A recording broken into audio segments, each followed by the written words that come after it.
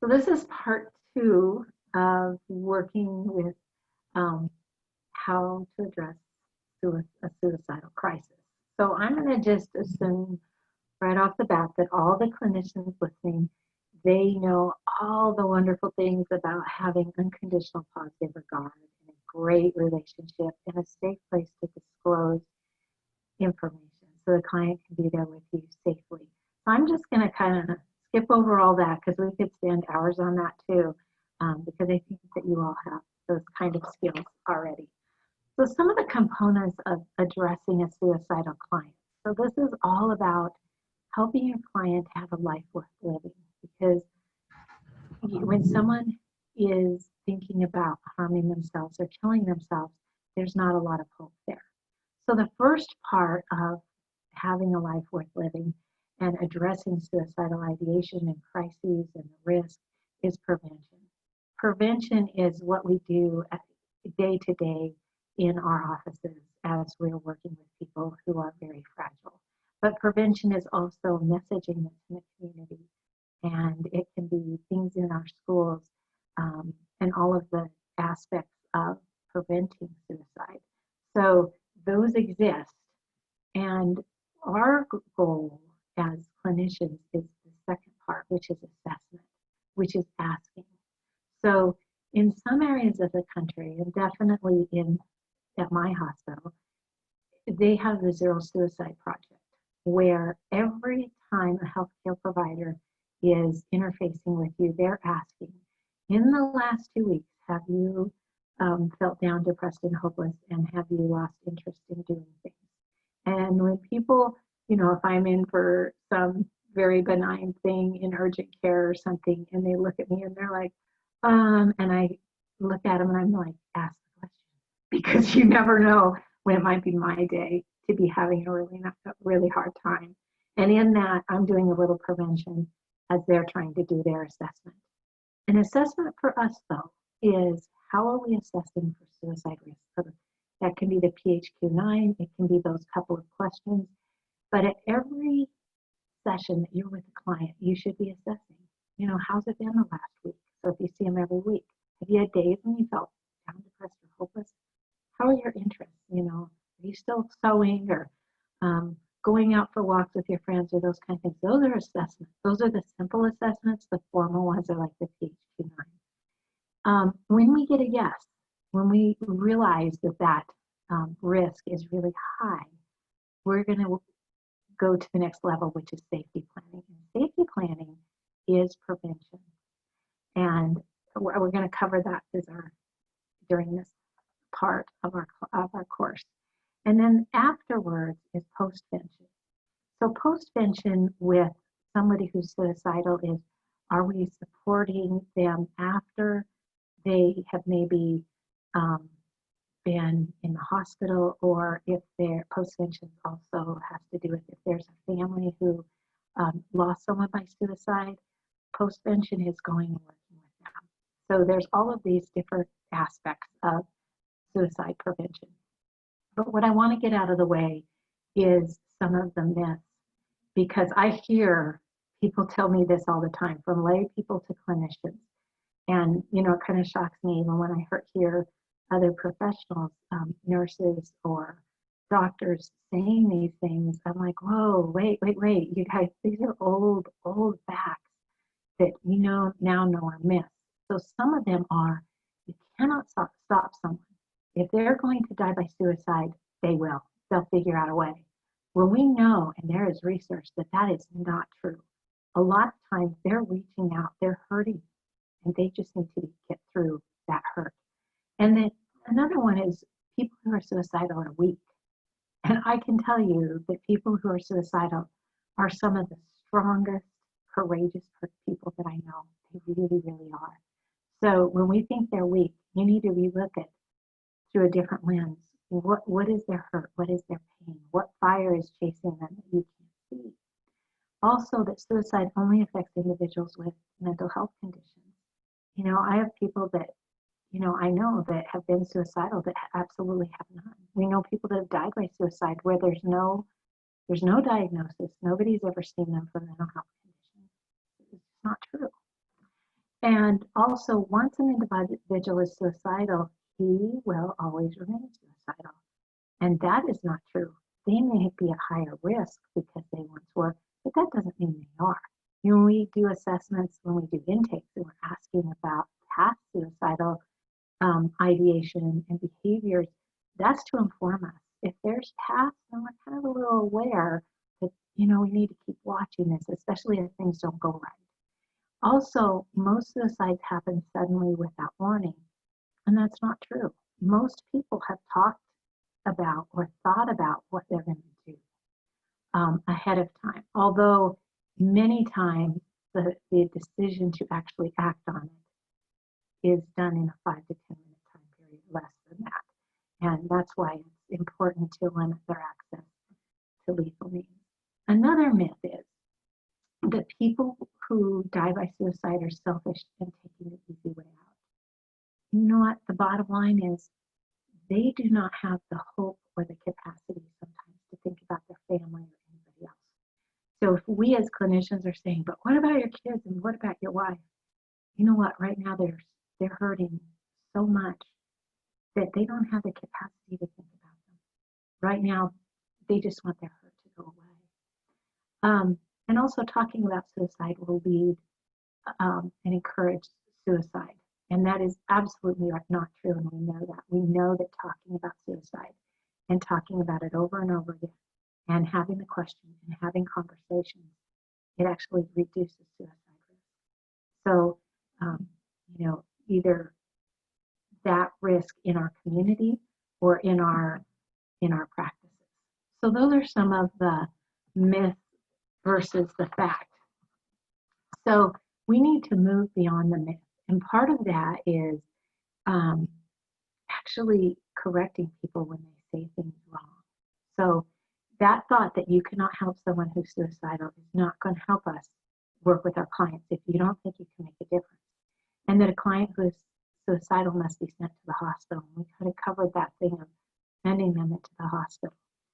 And I think another thing about sending people to the hospital, I do EMDR, and numerous times over the years, I've done EMDR with people over their stays in an inpatient treatment facility. It is that traumatic on them. So even just sending people to the ER is very, very traumatic. So if we could avoid, they're already having a hard time. If we could avoid doing that, would be great. So the fact of all of this is, guess what? You know this person better than anybody in the entire, probably in the entire world at this point. You may know some of them even better than their own family. So you would be the best person to work with them overall, completely the best person. I'm just checking to see if there's anything else I missed in that area. I think that's good. So those are our facts and our myths. And so please help me to dispel some of those myths by correcting people. So the National Action Alliance for Suicide Prevention, and their information is later on in the reference section, but they say that suicide is preventable. And so the National Action Alliance for Suicide Prevention has made this statement: suicide is preventable, but not one person or organization can do it alone. Suicide prevention requires a coordinated, comprehensive national response that engages every sector of our society to do its part. So this is just another reminder that we as individual professionals can make a huge difference in our suicide rates. So let's talk about how to do this. So you've got the skills. Let's put this into practice. The most important thing is to know that you've already got the skills to do what you need to do with working with people who are suicidal. And the biggest skill that if we were all together that we would work on is asking the question, are you thinking about harming yourself or killing yourself? So I'm going to ask you to do this. When we get done with this this evening or tomorrow, take a friend or a loved one or a family member, not a little kid, but somebody who understands, and say, I gotta practice something. I need to practice saying saying out loud, are you going to kill yourself? And ask that person, and repeat those words. And they can say no and no and, kind of play with you on it. But I would like you to practice it. Or if you don't have anybody else to do it with, go to the mirror and say it out loud to yourself, because that's going to be one of your best skills. Because if you're not comfortable saying it, people are going to pick that up. If you're comfortable, it's like, oh, we talk about this all the time. It's no big deal. And your clients are going to pick up, oh, she knows how to deal with this because I know how to talk about it. So this is going to be probably one of the number one assessments people are going to be using. Whatever you're using is great.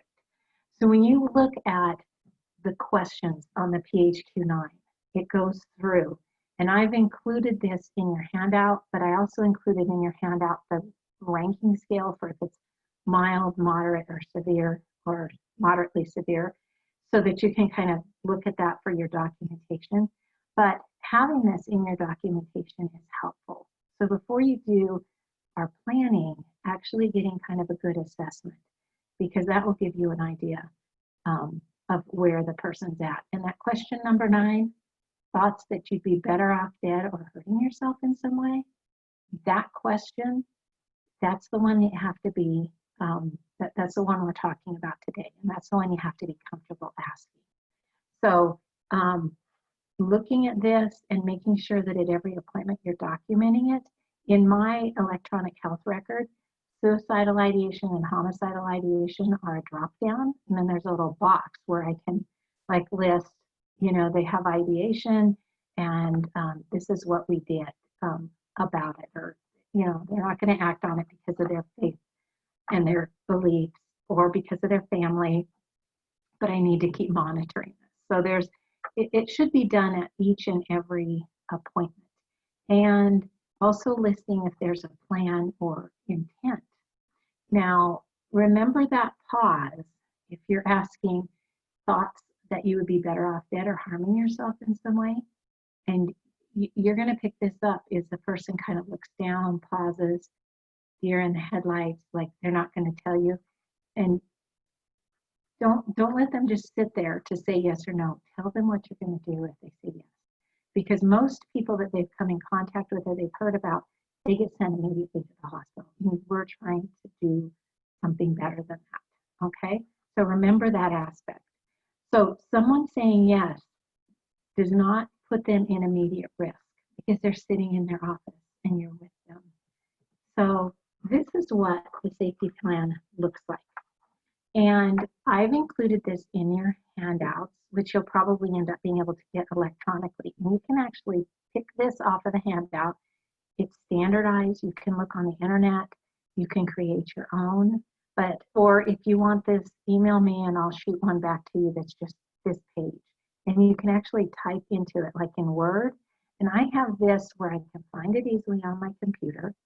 And then also I have all of my information already listed on here. So I don't have to type my telephone number and that kind of stuff into it. So this is what it looks like. And we're going to walk through how do you do each and every part of this safety plan, or you could call it a stabilization plan, or whatever.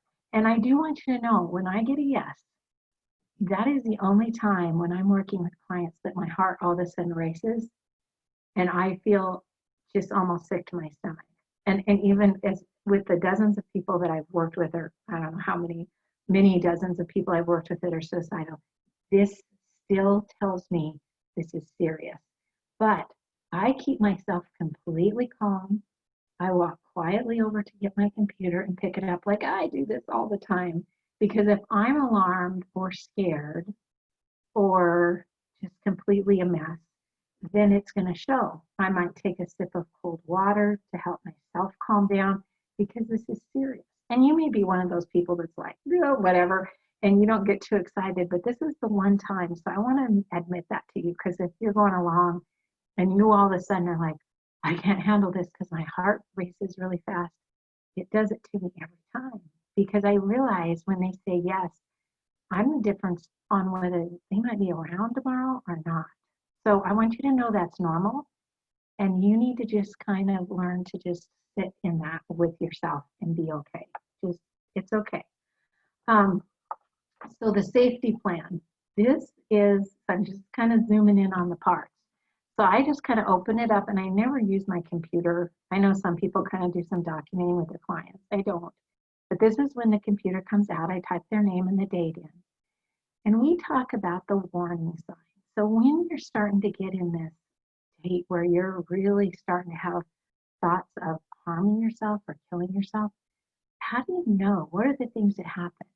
You know, and these are things like some people say, well, it's like when I quit being around my friends, or I get really angry on social media, or I quit walking the dog, or I quit taking a shower, or, you know, so that this is a wide, wide variety of things that a person might do that they would know that something's going on. And a lot of times people will have a really good list of, I don't take a shower, then I don't go to my Wednesday evening gathering with my friends, and then I'm late for work, or I call into work and I don't go into work.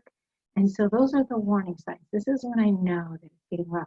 I just kind of type those in, and if your plan ends up being a couple pages long, that's okay. Then the second part is we want people to be able to handle this situation on their own and having the tolerance at some point. So each time, knowing the warning signs and then having a list of, oh yeah, these were internal coping strategies, things that I can do to take my mind off the problem without contacting another person. So it's internal, but it's also things I can do on my own.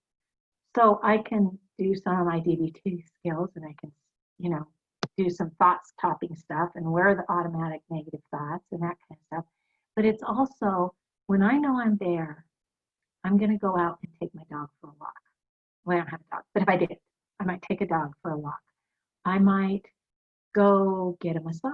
I like to go work in my garden. I'm going to go running.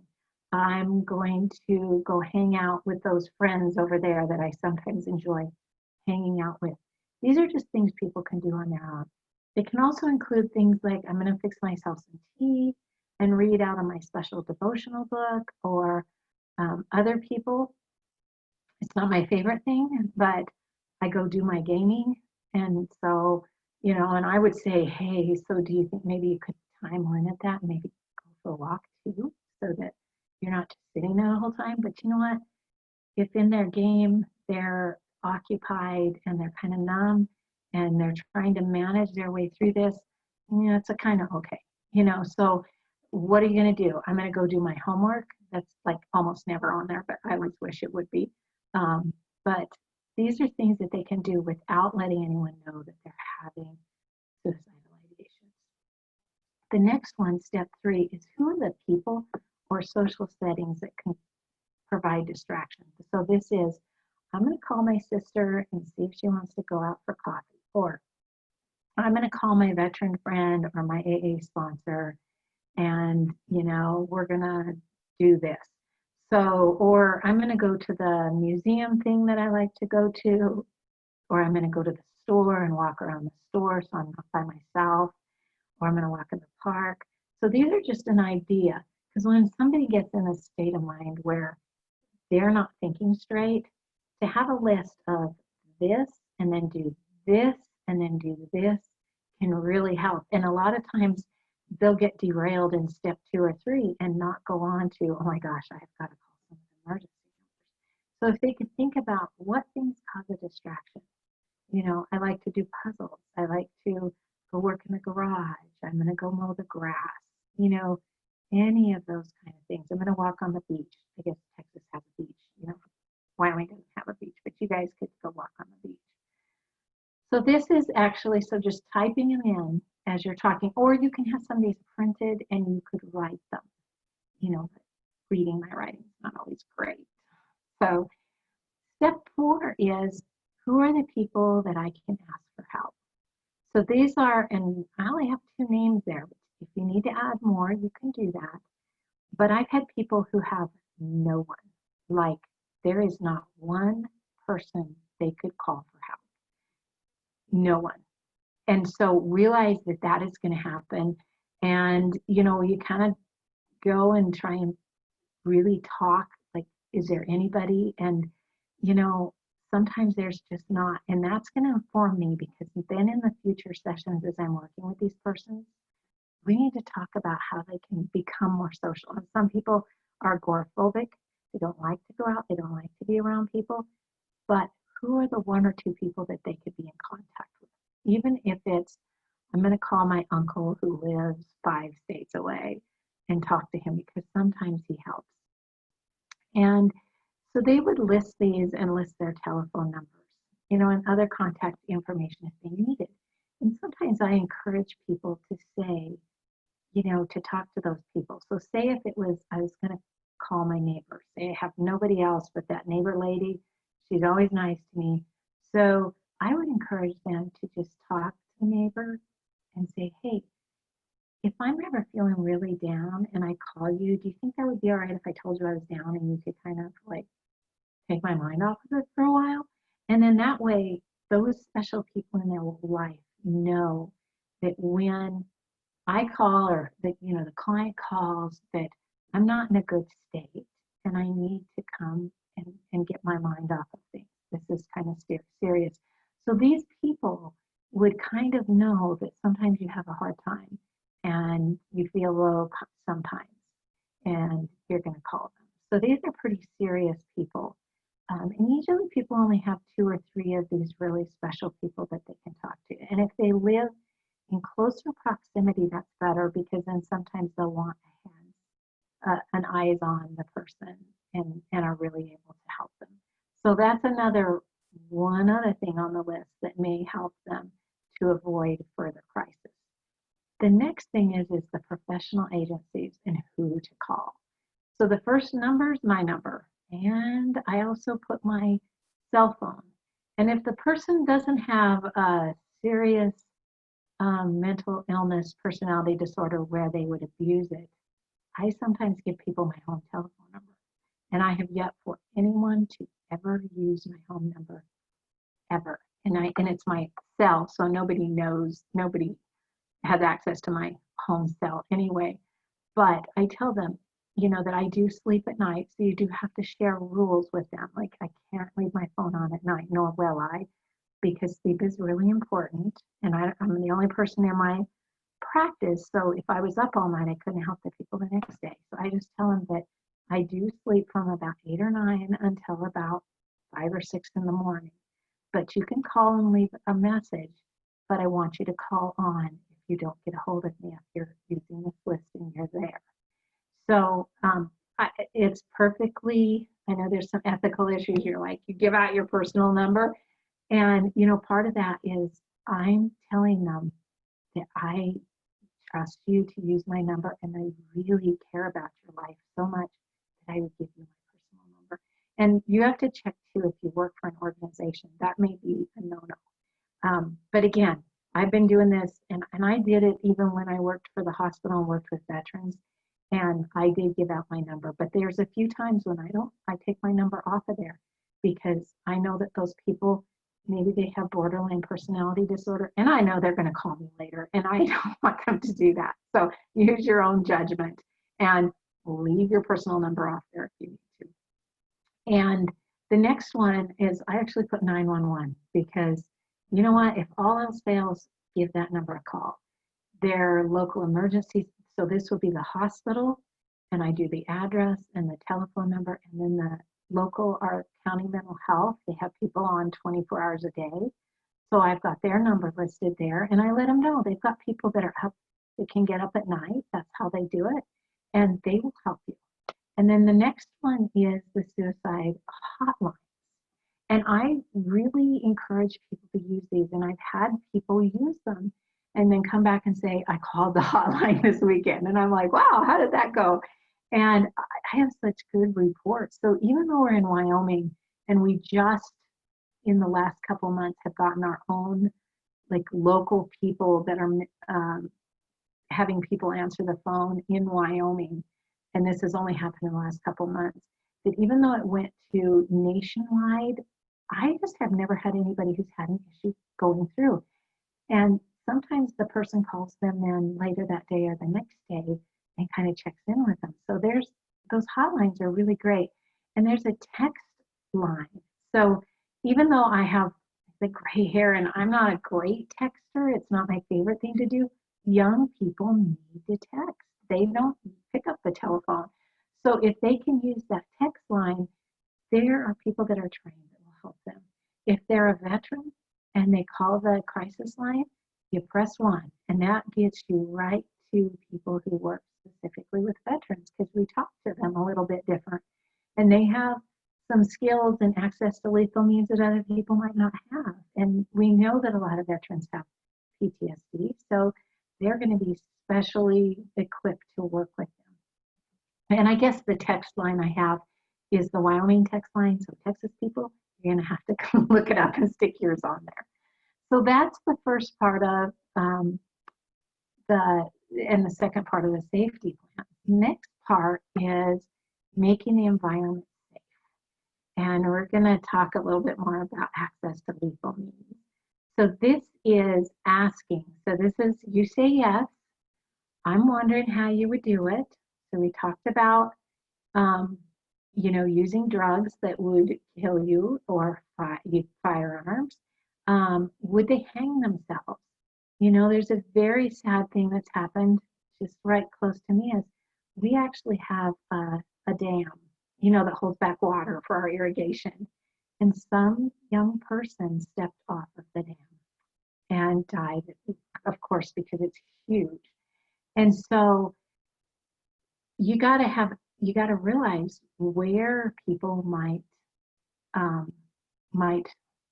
think of going. And after that incident, I had quite a few people say, I don't even have to go to the dam. That canyon is so deep, I can just go right to the edge of town and step off of it. And you know what? They're right. So we looked at trying to make the dam safer, but in the end, you can't make all the places safe. So we don't always think about jumping from high places, especially where I live, because if you get a 3 or 4 story building, we just don't really have any of those high buildings. Texas, you folks are going to have to probably think about that, because there are places where you could go off of the top of a building, but here it's mainly cliffs or into water, that kind of thing. And then anytime that you add alcohol to anything, people are more likely to do that. So being aware of, even higher in the safety plan, if we were to go back to internal coping strategies, they might actually put, do not drink, warning signs, I'm drinking more, so I need to call my sponsor. So remember that anytime you're mixing alcohol, it makes it, the person is more likely to die by suicide, because they don't have that, maybe I shouldn't do it. That inhibition's gone, they just go for it. So, that mix of alcohol with anything's pretty rough. And then steps I will take to limit access to means to killing myself. So some of this has to do with, I'm going to give my 2 handguns to my brother. And so then they go and give it to their brother. And then I usually have a message, or the brother calls me and says, hey, I got Joe's guns. I'm like, thank you so much. I appreciate your help in this. And, we live in Wyoming, and I'm sure Texas is the same way. We have guns. Most of us have guns. And so this isn't about taking people's guns away at all. This is, I know that you have guns, and I know you have guns for really great reasons. So let's make it so that you can keep your guns, but we just need you to step away from your guns for just a little while so that you can be safe. And then identifying family members or friends that can restrict that. So that goes back to that original story I told you about calling the family member and asking them to take care of the gun and to take care of the meds. And what that did is put the whole family on alert. This is really serious.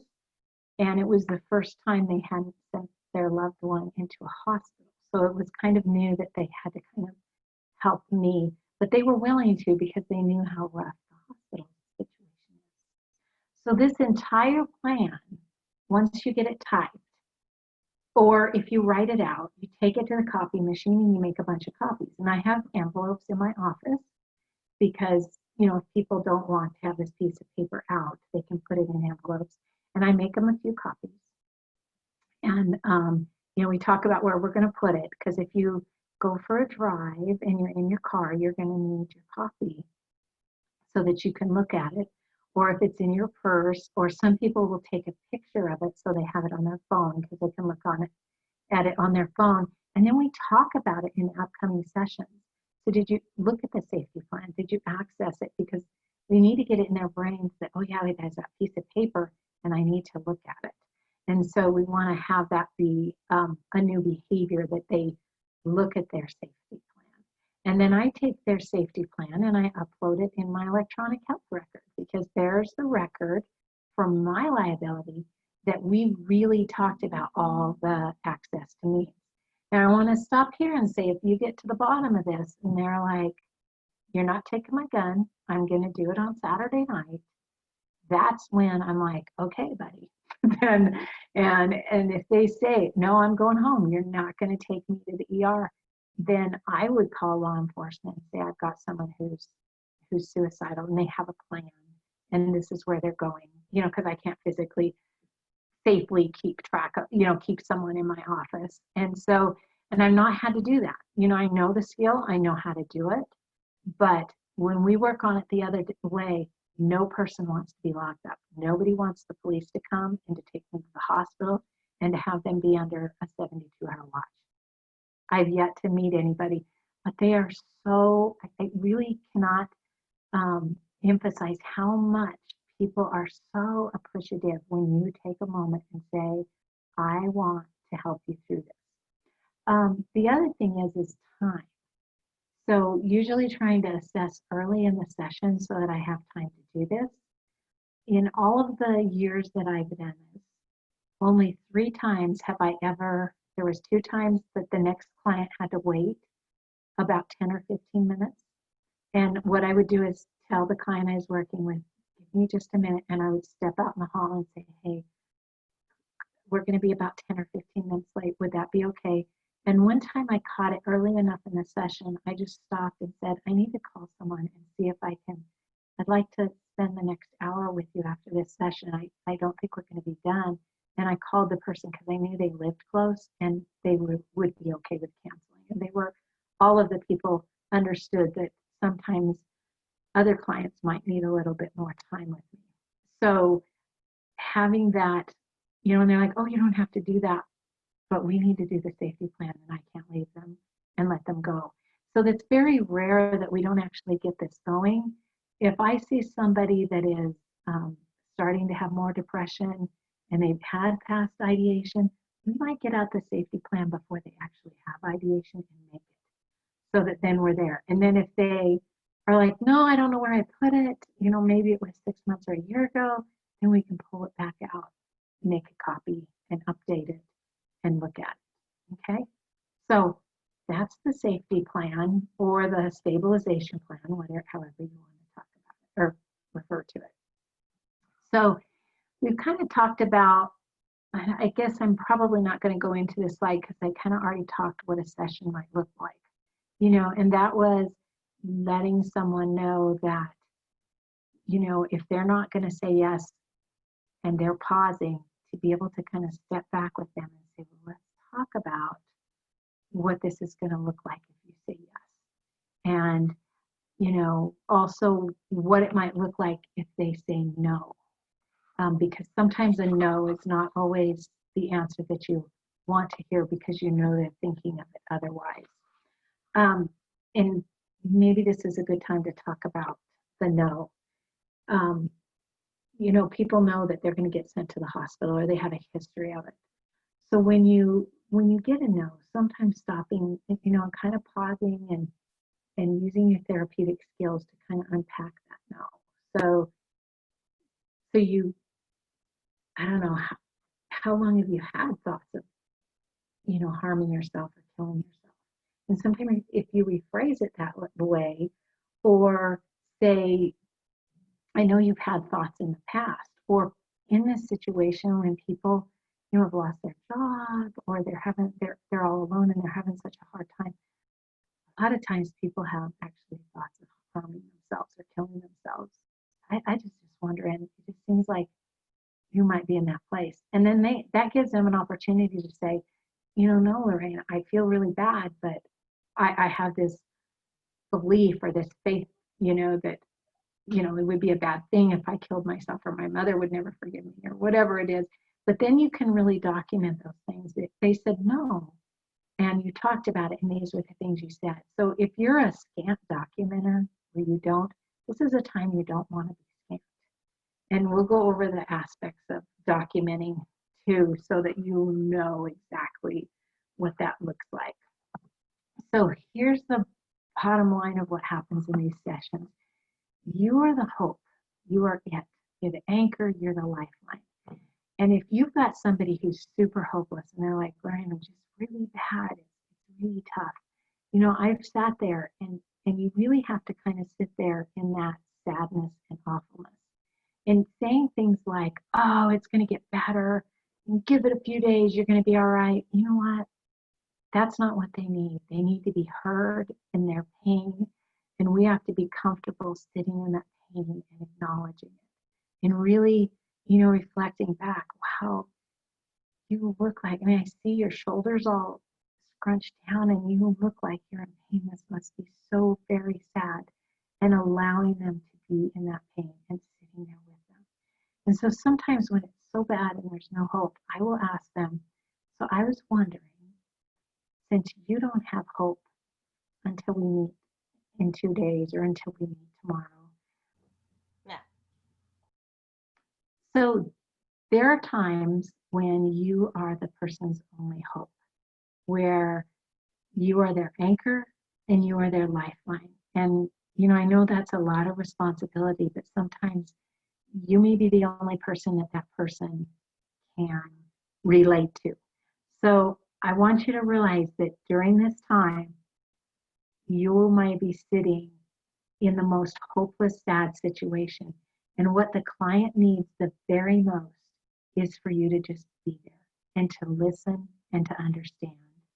And so really reflecting back that how you look like you just, you're telling me you just feel terrible and it's hopeless, and allowing them to sit in that sorrow and not saying things like, oh, in a couple days, it's going to be better. You're going to feel better. They can't see that. They're in a pain and they can't see into the future. They're in this sorrow. So getting comfortable sitting with someone who's so sad and just being there and, sharing that space with them. And when they have very little hope, one of the things that we were taught to do is to actually ask them if you could hold their hope. And how that would look like is saying, I noticed that you just don't have any hope. And usually they're like, I don't. And then I say, I'm just wondering if you would allow me. Now remember, we have this really great relationship. I was just wondering if you would allow me for the next day or 2 days, whatever it is, till your next appointment. Could I just hold your hope for you until we meet tomorrow? And I'll just take really good care of it and hold on to that hope because I know you can't feel it. And they're like, wow, okay.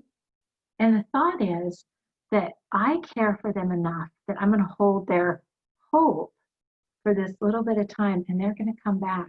And when they have one person they know out there who's they're trusting for a minute to hold on to that little strand of hope that they have, and you're going to do it. And I know it sounds like a really funky thing to do, but try it with someone. Can I hold on to your hope until we get back together? It's a crucial time. Remember, we're trying to buy 2 or 3 days till that crisis subsides, and letting them know I will be here. So if for some reason I can't be here, say I have to go to a funeral in another town and I'm just going to be out, instead of just dismissing it, I would say, hey, I got this great colleague that I would like to give you her number, and I'd like to be able to share, what's going on with you, so that if you have trouble while I'm gone, you can maybe call her. So think about that, those kind of things. and working with colleagues, even when you're in private practice, who else could call? Who else has that compassion that I do, that would take a telephone call just to help somebody out? Okay, so think of yourself as that lifeline and that hope that if you could hold on to a little bit, that would make all the difference for them. So remember, the client needs to be heard. So instead of telling them, oh no, you shouldn't think that way, just allowing them to be there and to be in that sadness. They need empathy. They need you to be there, and this is so sad, and it's, and really honestly being in this space authentically with them and showing them empathy, and then being honest. If you're honest with your client, it facilitates trust. So the honest part of it is, saying, I am so scared that you're going to kill yourself. I'm really concerned. And then saying those honest words. Are you thinking about killing yourself? And some people think that killing themselves is not painful. And yet we know from, law enforcement that goes in afterwards and that kind of thing, that it is painful. And so, we have to use the words killing, because if they just think, oh, it's not going to hurt, yes, it very well could hurt. Also, they need to feel like they're a part of a collaborative effort. We're making this plan together. This is your plan. I'm helping you with it. What are their needs and wants, and what's going on? And I think you have to look at more of the picture too. What precipitated this problem? Did they lose their job? Did they have a breakup? Is it just part of the bipolar cycle, that they have? Really look at where did it come from, so that you can understand and help them understand that it may be temporary. So I want to talk too about access to lethal means, because this is a huge part of what we're going to be looking at with our clients. Okay, Taylor, I'm going to stop for a second because my timer. So 50.5% of all people who die by suicide in the United States used a firearm. And yes, I've got a picture of a firearm on the screen. And we as clinicians need to not be afraid of talking about firearms, because firearms don't actually kill people, the people do. So, talking about them, it's a tool, like the medication or alcohol is a tool to kill themselves. So is a firearm. It is actually a higher rate in Wyoming, like 70% of the people that die by suicide use firearms. And part of it is because it's pretty lethal if you know how to use them. So here are the different examples of lethal means. So this is the national statistics.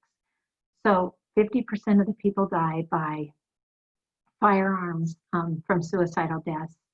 28% is by suffocation. So this has to do with, either hanging or carbon monoxide poisoning, that type of thing. So not as much. That number's gone down a lot because years ago, the car industry put catalytic converters on the vehicles so the noxious gas didn't come out, but people still know how to make that happen so that they can die. The next smallest is poisoning, which has to do with using drugs or actual, poisonous things that would be ingested or breathed in. 2%, 2.4% are by jumps. So we look at firearms because that's the most, but we need to realize that people may be jumping or cutting wrists or piercing their body in the abdomen or wherever, and then 1% by drowning, and then there's some others that are just odd ones. But knowing what the lethal means are that people could use, because sometimes people are like, well, I don't know, and you can say, well, you said you had a plan, a thought. Some people use firearms or suffocate themselves or poisoning. So you may have to give some examples to people. So I want to talk to you about why why access to lethal means is important. Because if somebody has a plan, and say it's to use a firearm, from the time that they decide to kill themselves to when they do is usually only about 5 or 10 minutes. And if they can get to that firearm, they're more likely to harm themselves.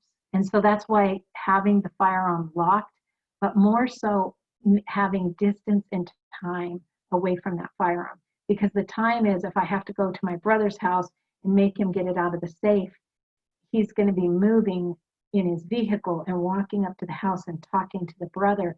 And there's time to dispel what's going on and to get help within that crisis. So having that that time is very helpful. And I talked earlier about taking this class on counseling on access to lethal means. You guys, it's free. It is really good. And it makes it so that if you are not a gun owner and you have never touched a gun in your life, that you have some information about guns. So I'm in Wyoming, I have my own guns. Guns don't alarm me. And when I'm working with people, specifically veterans, and I'm like, hey guys, I have my own gun. I don't want my guns taken away any more than you do. There's a camaraderie there, like, oh my gosh, she knows what I'm talking about. But if you don't have guns, being able to know what are the different kinds and what they do is really helpful, so that you at least have a respect for them. Because, people use them for protection or for hunting or whatever. And, that's a sensitive subject. Guys don't want their guns taken away from them at all.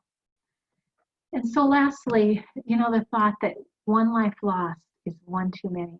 Every time we hear about a suicidal loss, and, being on the prevention team, I get to hear about most of them in some way or another.